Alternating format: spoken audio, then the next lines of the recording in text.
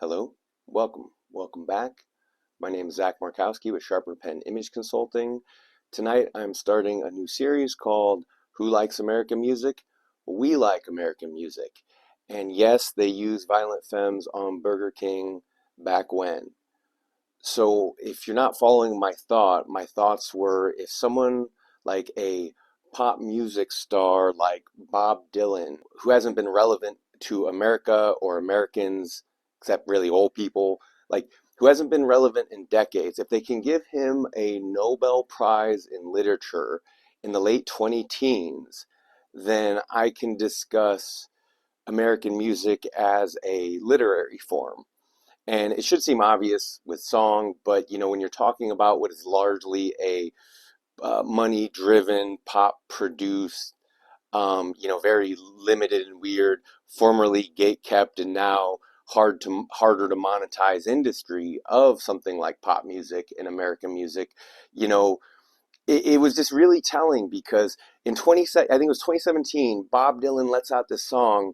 He releases a song 17 minutes about JFK, right? Like Earth to Bob. Where is Bob? I don't know. He's on the moon. He's talking about JFK in 2017. Bob, who cares? Right? How did this why he's not right? And you look at he's just an example. He reminds me of the corporate like the once rebel then corporate icon turned completely clueless, and if so many of these other guys like Neil Young, like, and I like his music and I think he was a far better writer than Bob Dylan, honestly. And this might be contentious, but only old people are going to be concerned because young people don't know who these people are, right? So I'm going to get to more relevant American music and more recent American music, but I just wanted to point out that to me, I know he's influential. I know he's a bit of a legend, and he's over there singing about JFK. Hey, me, Bob Dylan. I'm thinking about JFK. And it's just, and he's a hero to some people and a folk icon. But it bums me out because there's so many corporate icons and just fake people and actors, and our country worships at the feet, or it used to at least. A lot of these people have kind of fallen from their position, and people, I guess you could say, probably as the distance of the camera has gotten closer, right, that people like have become thoroughly disgusted with a lot of the corporate people, including our pop musicians. But here was one of my heroes. That's my dad, James Morkowski. He used to be one of my heroes, and he still is too. And he's as handsome as Marlon Brando or James Dean in any one of their fake movies doing fake things, and here's a real man doing real things, right? So it's good to have real heroes. And within my discussions on American music, I will talk about some of who I think are very influential and worthwhile bands and uh, artists and musicians who are worth looking up to. Um, Ones who aren't singing about JFK in 2017 and winning Nobel Prize. It's just it's all out of touch. It's all wrong. It's all absurd. And I wouldn't be surprised. I don't think I ever heard Bob Dylan on a Burger King commercial, but I wouldn't be surprised. Maybe they could play the JFK song. Anyway, I got three songs for tonight, and it's a wide range. I have Train of Consequences by Megadeth. I have Junk Bond Trader by Elliot Smith, and Enema by Tool. So, as I've been talking about poets and writers, keep in mind that I said they're often cranky, right? They're often upset, but they have their reasons.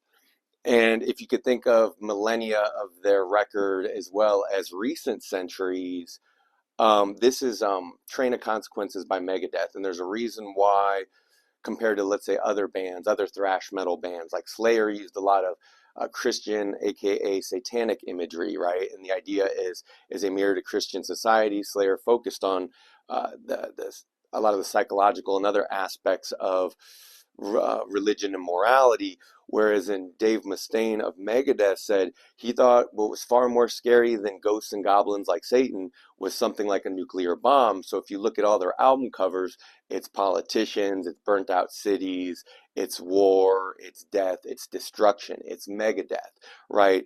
So he had pretty much one message in You know, a lot of the thrash bands, they kind of fell off, and then they made some country western albums or some alternative albums, and then some of them kind of went back. And Slayer's still making the same Slayer albums largely, but they're really consistent and really good generally.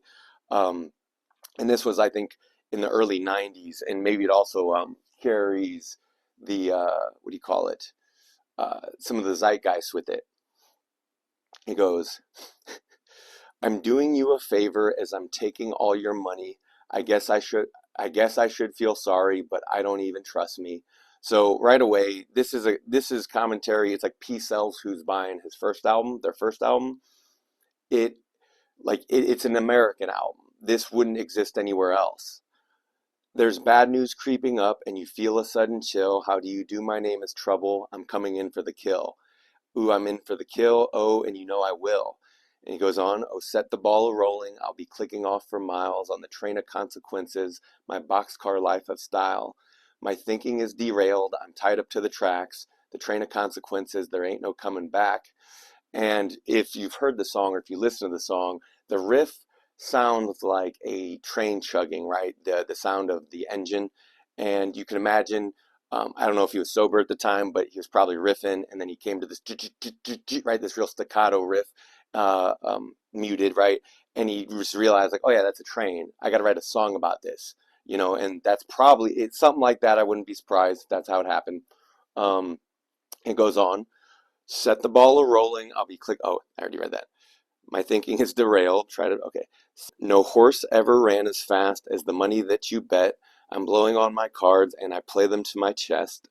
Life's fabric is corrupt, shot through with corroded thread. As for me, I hocked my brains, packed my bag, packed my bags, and headed west. And there's a good Tom Waits song. What is it? Going out west? Yeah, I hacked my brains. Yeah, I'm headed west. Oh, set the ball a rolling. I'll be clicking off for miles on the train of consequences, my boxcar life of style. And you know, there's a guitar solo in there, and then the rest is pop music format of here's a bunch of chorus for you. But that was Train of Consequences by Megadeth. And then next is Junk Bond Trader by Elliot Smith, and a very well-known indie artist, very depressing music. If you listen to the lyrics, you can understand why. And he, like a lot of brilliant artists, killed himself.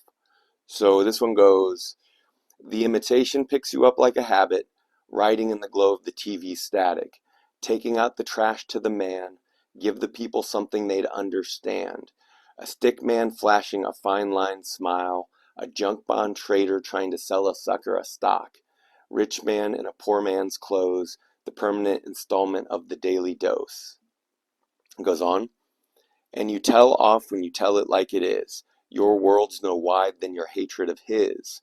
Checking into a small reality, boring as a drug you take too regularly. The athlete's laugh, the broken crutch, the first true love that folded at the slightest touch. It just gets better and better, right? Hold on, maybe there's hope. Brought down like an old hotel. Hold on. People digging through the rubble for things they can resell. That's America. That is America. Happy holidays, sad, sick savior. The leaving lover that I still favor.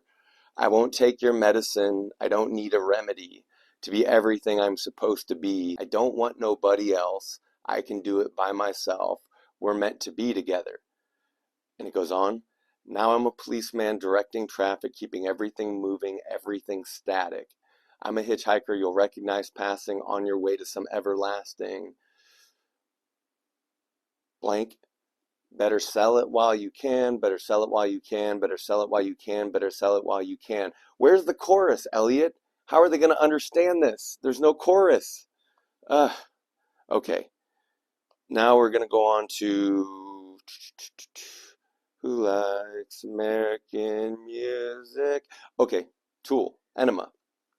So again, the 90s, it was just in the zeitgeist, right? So this is Enema by Tool. Maynard James Keenan wrote the lyrics, and the Linux. Some say the end is near.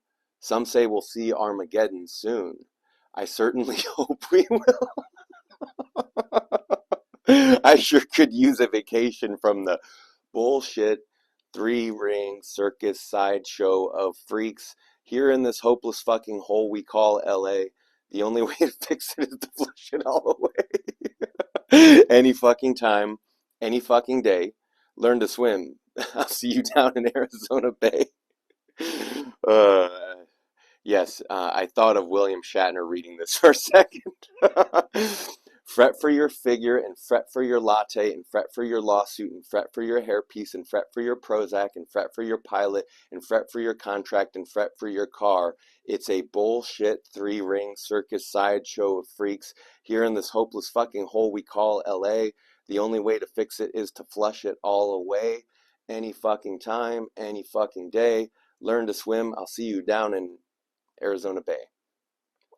Some say a comet will fall from the sky, followed by meteor showers and tidal waves, followed by fault lines that cannot sit still, followed by millions of dumbfounded dipshits. Followed by millions of dumbfounded dipshits. And some say the end is near. Some say we'll see Armageddon soon. I certainly hope we will. I sure could use a vacation from the stupid shit, the silly shit, and the stupid shit. One great big festering neon distraction. I have a suggestion to keep you all occupied. Learn to swim. Learn to swim. Learn to swim. Because mom's going to fix it all soon.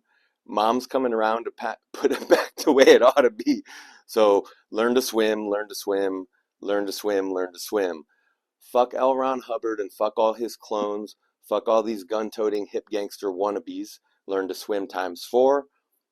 Fuck retro anything. Fuck your tattoos. Fuck all you junkies and fuck your short memories. Learn to swim times 4. Yeah, fuck smiling glad hands with hidden agendas.